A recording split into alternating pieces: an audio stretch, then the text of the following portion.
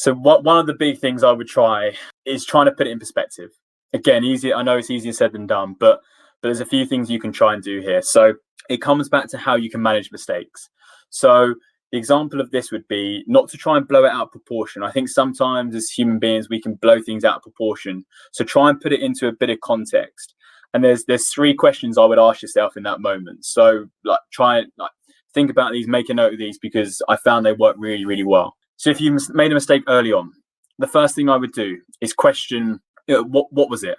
So question, what was the situation? What was the event? What was the mistake? Did it lead to anything? What happened in that situation? Then I would say, so what? Okay, so what? What's the bigger picture? Did it lead to them taking the ball off me and scoring? Did it lead to just a breakdown in communication and breakdown in play? So really focus on that kind of so what? What's the bigger picture? And the last thing is the now what. So the now what is, okay, right, what am I going to do now to get myself back in the game? And that's the real key question, because if you can spend a lot of time on the so what, where you start thinking about things too much, I would really try and quickly shift onto that now what.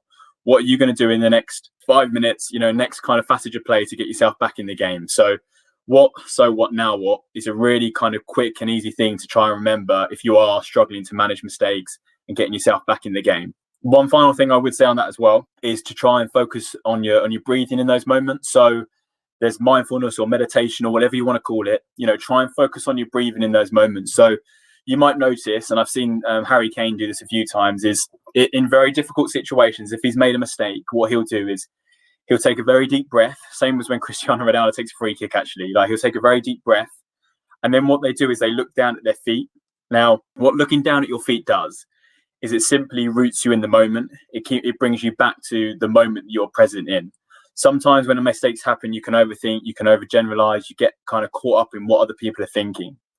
By looking at the ground, it brings you back to you in the moment, what you can do, your focus, and then focusing your breathing just gives you that kind of focus to kind of get back into the movement. So they would be kind of the things I would kind of look for.